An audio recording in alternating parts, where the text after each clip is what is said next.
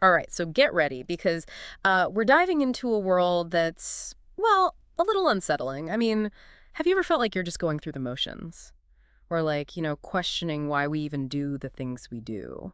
It's a feeling that's, well, pretty universal, I think. Yeah, definitely. And that's exactly the kind of feeling that The Stranger dives headfirst into. The Stranger by Albert Camus, a classic. Exactly.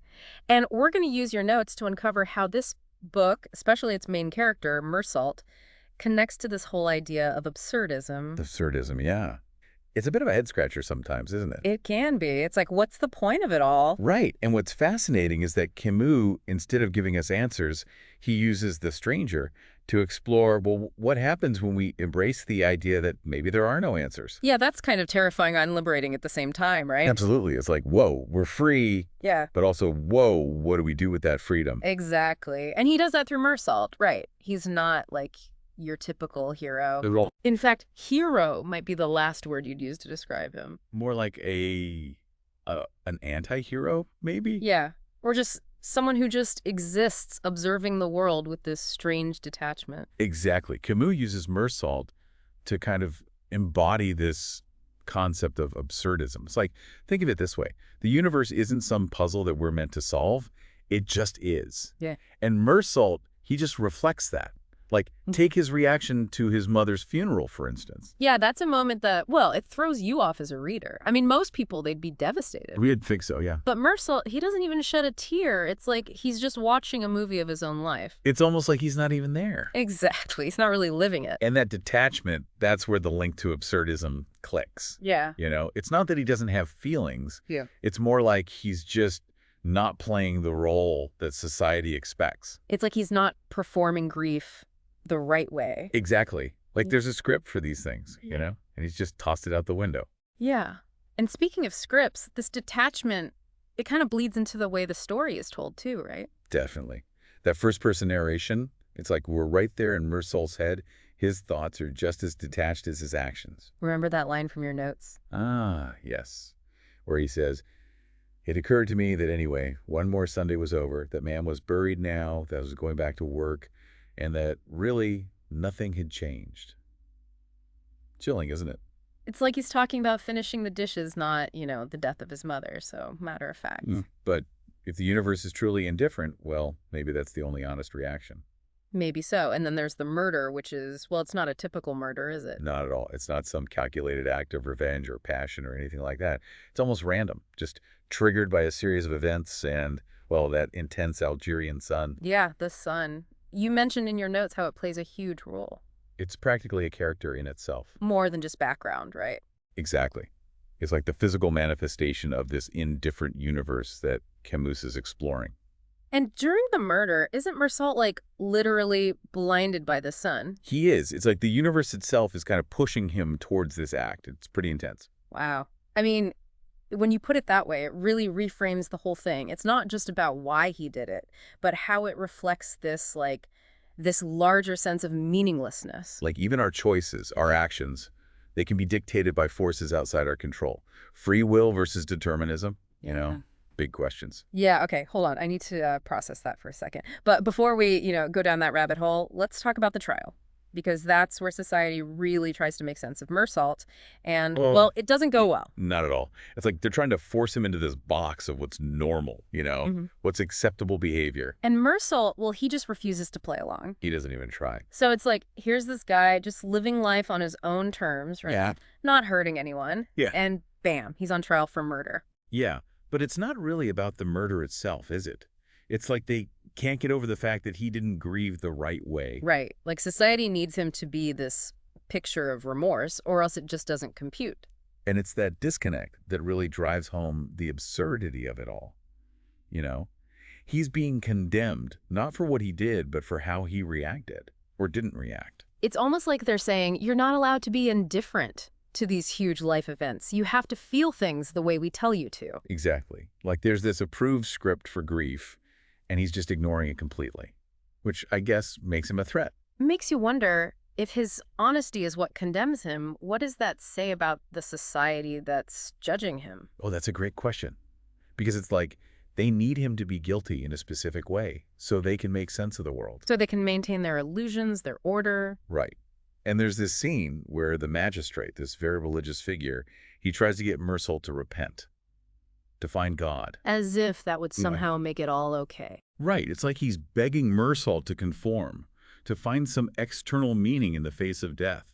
But Mersault just doesn't. And it's not even that he's being defiant. It's just him being true to himself. He's saying, I'm not playing your game, which reminds me of that symbol you mentioned in your notes, the crucifix. Ah, yeah. The magistrate practically shoves it in Mersault's face, doesn't he? He does. It's like this symbol of everything Mersault rejects, blind faith, the need for validation from something outside himself, the search for meaning where he just doesn't see it. It's interesting because in rejecting the crucifix, he's also rejecting society's easy answers. He is. And it makes people uncomfortable. But he chooses to live in that discomfort, Yeah. that uncomfortable truth of his own existence. Exactly. And that brings us back to Camus and his whole philosophy of absurdism. He wrote this other piece, The Myth of Sisyphus. Have you ever read it? Yeah, I have. It is, but so insightful. He talks about finding meaning in a meaningless world. Remember Sisyphus, the guy condemned to push a boulder up a hill for eternity, only for it to roll back down every time. Yeah, that's a cheery thought. Right. But Camus says we have to imagine Sisyphus happy. Happy, doing the same pointless task over and over. How is that even possible? Because in accepting the absurdity of his fate, Sisyphus finds a kind of freedom. It's an act of rebellion against the void. Okay, I can see the connection to Mersault, but he's facing execution. How can you find happiness when you're staring death in the face? That's where his final epiphany comes in. He realizes that true freedom comes from stripping away all the things society tells us we need. Love, religion, even justice. So he finds freedom in acceptance, in embracing the absurdity of it all. Exactly. It's a rebellion against the expectations, the norms that try to define us. And it's pretty powerful. It's a freedom most people wouldn't dare to pursue. I've always heard The Stranger lumped in with existentialism, but you mentioned earlier that Camus didn't like that label. He hated it, actually. He completely rejected it, which is important because existentialism, like Sartre's work, focuses on us creating our own meaning through our choices. Absurdism acknowledges that there is no inherent meaning out there. So it's not about finding meaning, but about rebelling against the lack of it. Yes. It's a subtle but crucial difference. So could you say that Mersault's rebellion is his refusal to play the game, to pretend to feel things he doesn't, even if it costs him his life? Exactly. It's his way of saying, this is me, this is my truth. And that's what makes The Stranger so compelling. It's bleak, but it's also strangely hopeful. Bleak in its portrayal of the universe, but hopeful in how it shows us the power of individual rebellion. Yes. It forces us to confront these uncomfortable truths about ourselves, about the world we live in. Definitely a lot to process. But before we wrap up, there's one more thing I wanted to touch on. You mentioned the historical context of the novel and how it adds another layer to the story. So we've talked about this idea of rebellion and nonconformity, but The Stranger isn't just some, abstract philosophy. It's rooted in a real time and place, right? Mm-hmm. French Algeria in the 1940s. Not exactly a peaceful setting. Not at all. I mean, you've got colonialism, social unrest, tensions just simmering beneath the surface.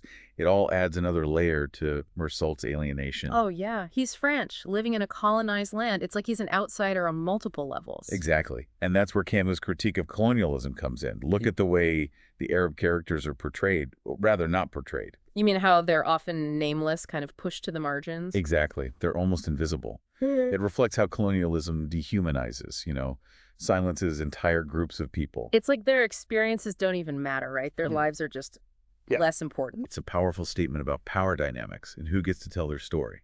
And then you have the conflict between Raymond, he represents the colonizer, and the Arab man, which leads to, well, everything. It all explodes, right? The murder, the trial, everything hinges on that moment. And it all comes back to these racial tensions, Right. which the court just ignores. It's like they're deliberately blind to it. They focus only on Mersault, his morality, as if these bigger societal forces aren't even there. It's like Camus is holding up a mirror to the whole system, saying, look at what you're doing. You're so focused on the individual, you miss the whole forest for the trees.